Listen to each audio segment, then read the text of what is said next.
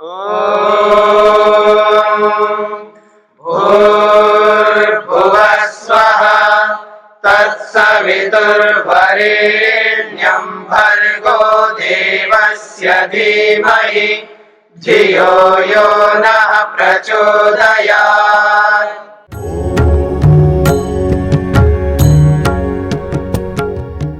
दोषपातो यतः तेपि प्रकृति भिन्ना।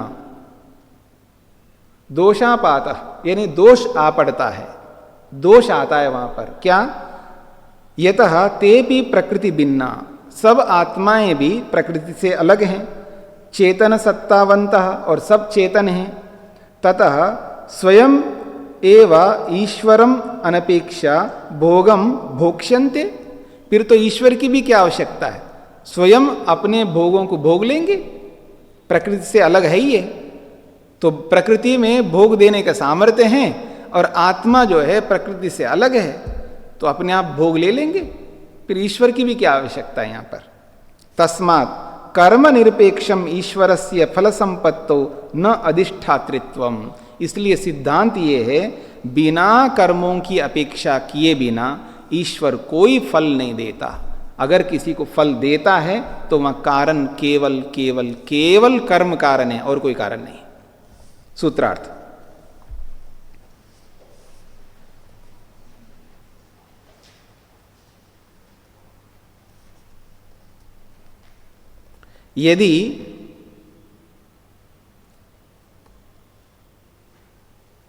यदि ईश्वर की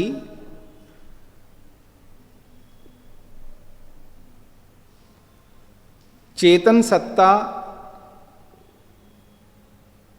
मात्र से, यदि ईश्वर की चेतन सत्ता मात्र से, यदि ईश्वर की चेतन सत्ता मात्र से जीवों को फल मिलने लगे, जीवों को फल मिलने लगे,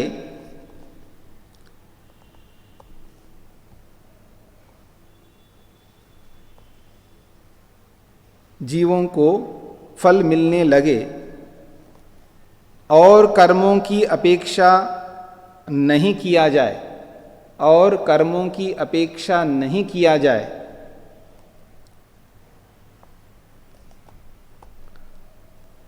और कर्मों की अपेक्षा नहीं किया जाए, तो सभी जीव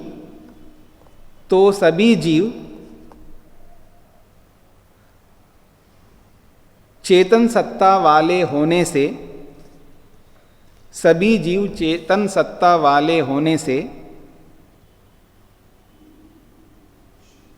ईश्वर माने जाएंगे, ईश्वर माने जाएंगे।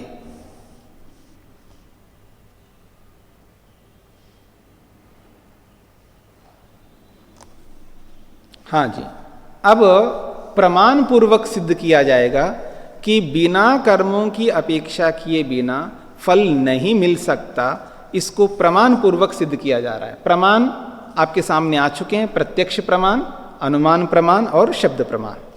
तो कहते हैं तथा भूतस्य कर्म निरपेक्ष फल प्रदातुरीश्वरस्य। ऐसे स्वरूप वाला ईश्वर जो कि कर्मों की अपेक्षा किए बिना फल प्रदान करता हो, ऐसे ईश्वर की सिद्धि नहीं हो सकती। इसलिए कह रहे हैं प्रमाण अभावात न तत्सिद्धि। प्रमाण के ना होने से ऐसे ईश्वर की सिद्धि कभी नहीं हो सकती। तथा भूतस्य कर्म निरपेक्ष फल प्रदातु ईश्वरस्य सिद्धिर्नास्ति। ऐसे स्वभाव वाला जो कि कर्मों की अपेक्षा किए बिना ही फल देता हो, ऐसे स्वभाव वाले ईश्वर की सिद्धि नहीं हो सकती। क्यों? अजी नहीं, सिद्धांत है, सिद्धांत है। क्यों नहीं है? प्रमाण अभावात। प्रमाण का अर्थ यहां प्रत्यक्ष प्रमाण ले रहे हैं। प्रमाण अभावात अर्थात प्रत्यक्ष प्रमाण अभावात। कोई ऐसा प्रत्यक्ष प्रमाण नहीं है कि ईश्वर बिना कर्मों की अपेक्षा किए फल देता हो। ऐसा कोई दे नहीं सकता प्रत्यक्ष प्रमाण। नहीं प्रत्यक्षम कश्चिद ईश्वरो जनेश्वर कर्म निरपेक्ष पुरस्कारम दंडम व कस्मेचित प्रयच्छति। अब एक उदाहरण दे करके भी समझा जा रहा है। नहीं कश्चित ईश्वरा जनेश्वरा, कोई संसार में कोई ईश्वर हो, कोई मालिक हो, वो कर्म निरपेक्षम, बिना कर्मों की अपेक्षा किए किसी को पुरस्कार या किसी को दंड देता हो, ऐसा कहीं भी नहीं देखा जा सकता। मान लो कोई कंपनी का या कोई मालिक, जहाँ कहीं भी मालिक होता है, वो बिना कर्मों की अपेक्षा किए बिना किसी को फल देता हो, ऐसा देखा नहीं जा सकता, देता ही नहीं।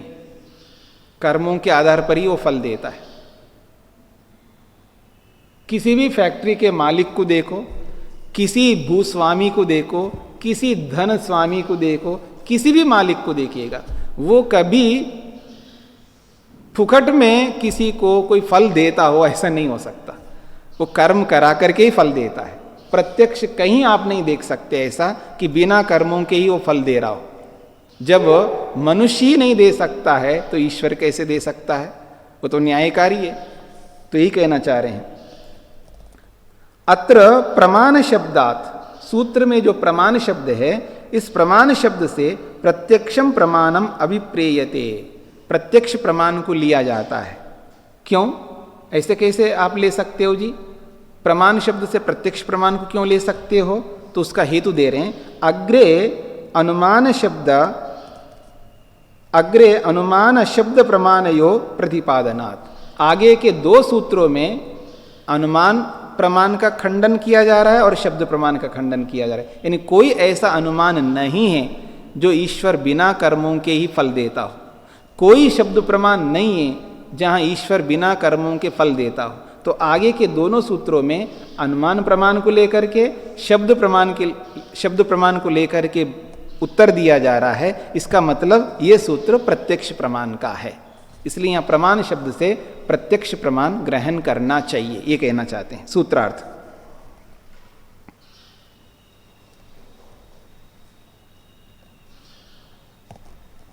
कर्म निरपेक्ष फल प्रदान करना, कर्म निरपेक्ष फल प्रदान करना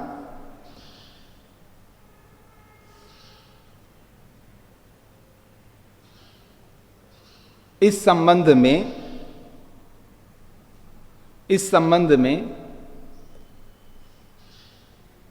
प्रत्यक्ष प्रमाण के ना होने से, इस संबंध में प्रत्यक्ष प्रमाण के ना होने से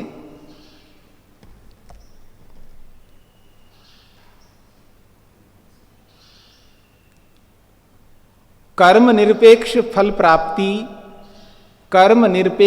प्राप्ति की सिद्धि नहीं होती। कर्म निरपेक्ष फल प्राप्ति की सिद्धि नहीं होती।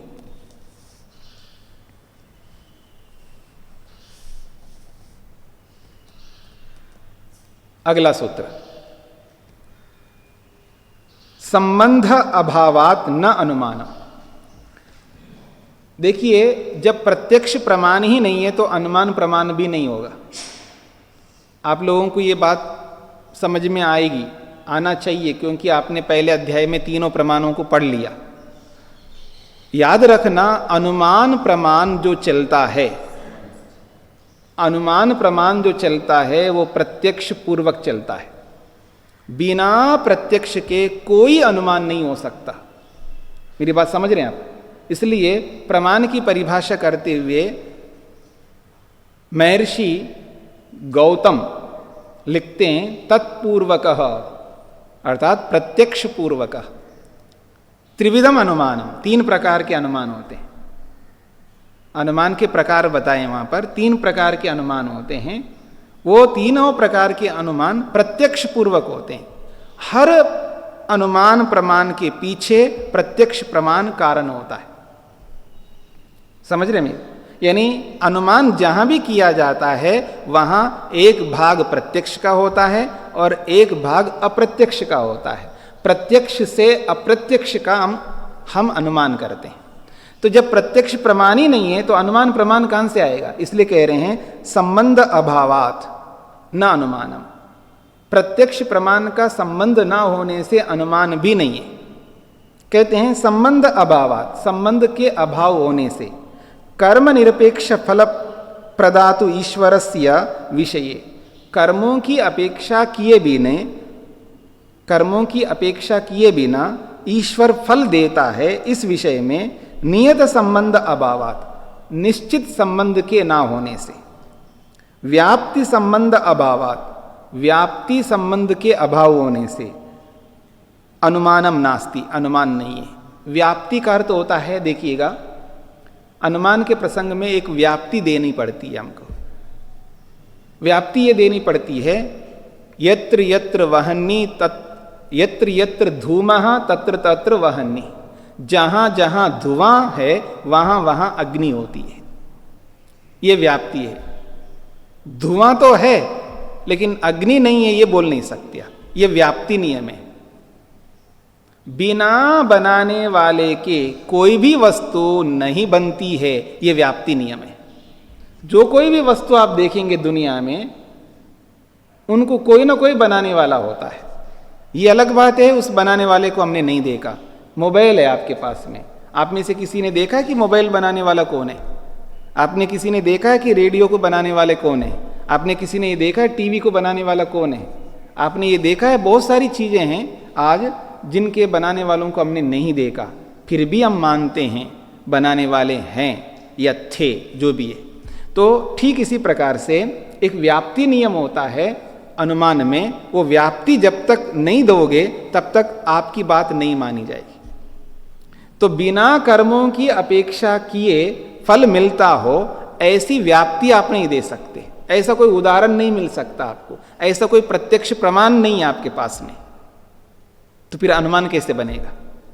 तो ये जो व्याप्ति है ना, जहां जहां धुआं वहां वहां अग्नि, जहां जहां कार्य वहां वहां कारण, कार्य कारण का एक व्याप्ति नियम होता है। बिना कारण के कार्य कभी नहीं हो सकता, ठीक है ना? तो ऐसी जो व्याप्ति है वो व्याप्ति यहां नहीं बन पाएगी, इसलिए अनुमान प्रमाण भी नहीं है, ये कहना चाहते हैं। सूत्रार्थ लिखिएगा। व्याप्ति संबंध के अभाव होने से, व्याप्ति संबंध के अभाव होने से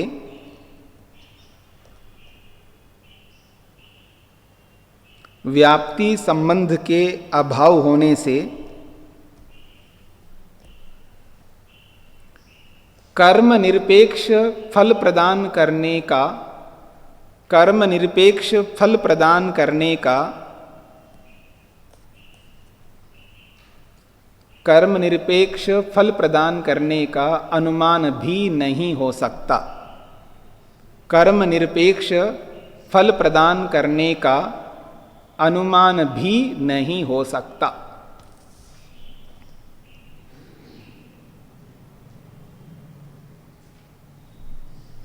तो दो प्रमाण दे चुके हैं, प्रत्यक्ष प्रमाण और अनुमान प्रमाण।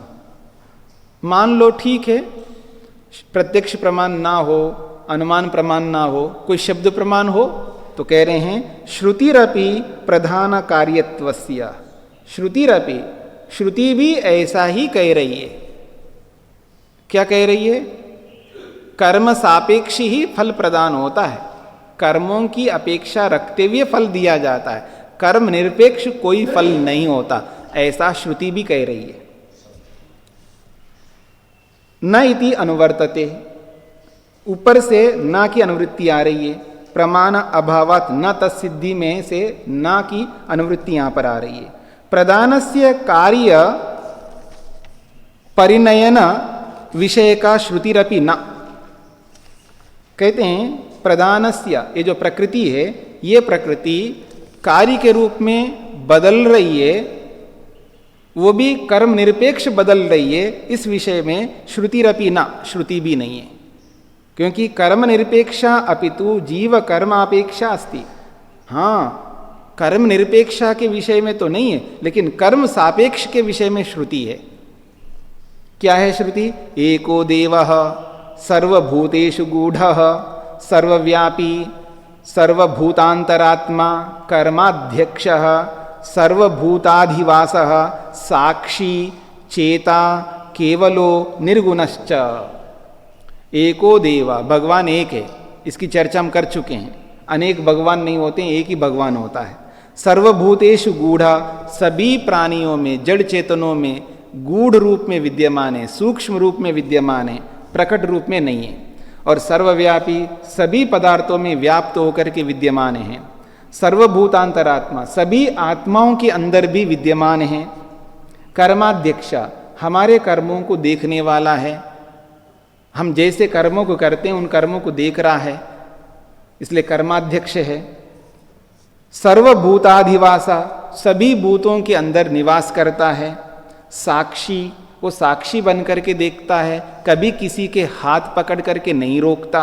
अच्छे करो तो भी हाथ लगा करके धक्का नहीं देता है, और बुरा करो तो हाथ पकड़ करके नहीं रोकता है। बस प्रेरणा जरूर करता है कि अच्छा करते हो तो अंदर उत्साह, उमंग, प्रसन्नता देता है। हाँ जी, माइक क्यों नहीं लेते आप?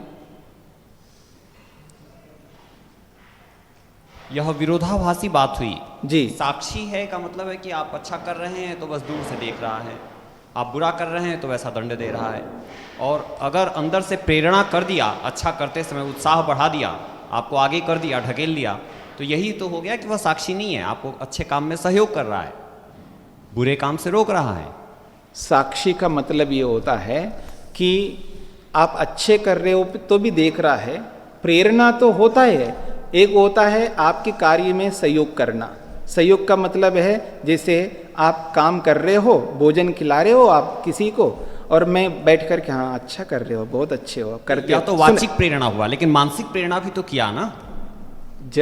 जब आपको बोलते समय मैं शांति से सुन रहा हूँ, जब मैं बोलूँगा तो आपको भी शांति से सुना, एकदम बीच में नहीं बोलना है, ये नियम पालन कर लो, ठीक है ना।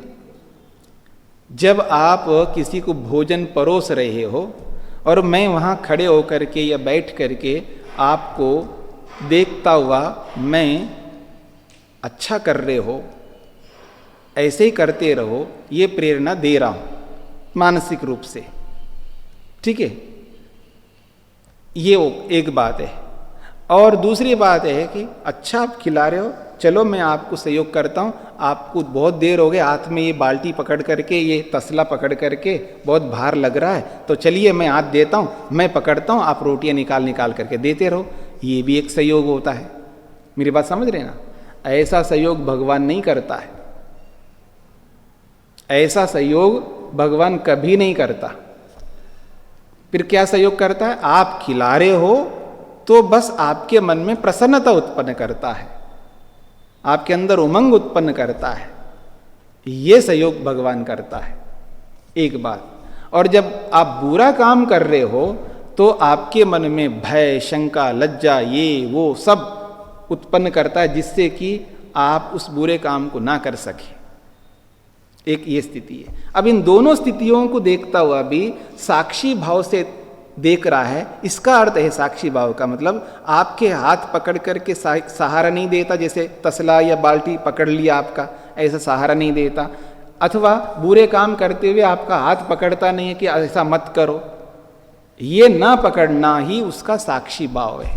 ये पारिभाषिक शब्द है ये, क्योंकि ईश्वर का क्या स्वरूप है आप प्रत्यक्ष तो कर नहीं सकते, क्योंकि आपके पास इतनी योग्यता नहीं है, ना आप अनुमान कर सकते ईश्वर के सभी गुणों का। एकमात्र हमारे सामने उपाय है शब्द प्रमाण। शब्द प्रमाण ये कहता है कि वो साक्षी कैसे होता है, हाँ, वो दयालु कैसे होता है, वो न्यायकारी कैसे होता है, इसका वर्णन शब्द शास्त्र करता है, उसके आधार पर हमको समझना होता है। तो वो शब्द प्रमाण ये कह रहा है कि साक्षित्व उसका इस तरह होता है, दयालुता इस तरह होता है, और उसका भीमत्व इस तरह का होता है, उसका शिवत्व इस प्रकार का होता है। ये सारी बातें शास्त्र बताती हैं, तो उन बातों को देख करके पढ़ करके ही हमको समझना पड़ता है। सामान्य गुण अनुमान प्रमाण से जान सकते हैं, लेकिन ईश्वर के विशेष गुणों को शब्द प्रमाण के माध्यम से ही जानना पड़ेगा। ठीक है जी, तो आगे बढ़ें।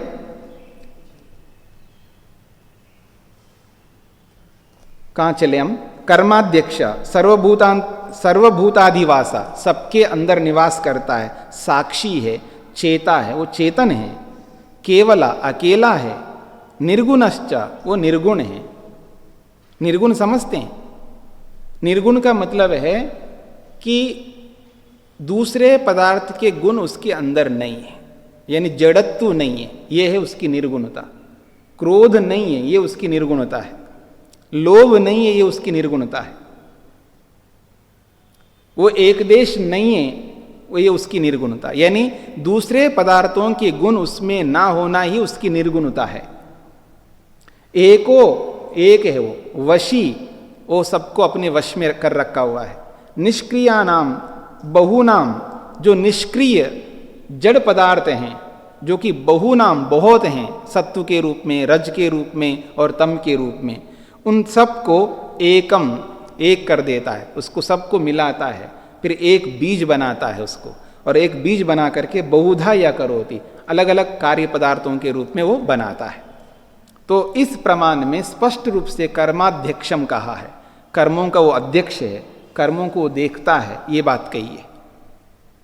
स ईश्वर कर्माध्यक्षः सन एकम बीजम प्रधानम कार्यत्वेन बहुधा करोति इति स्पष्टम।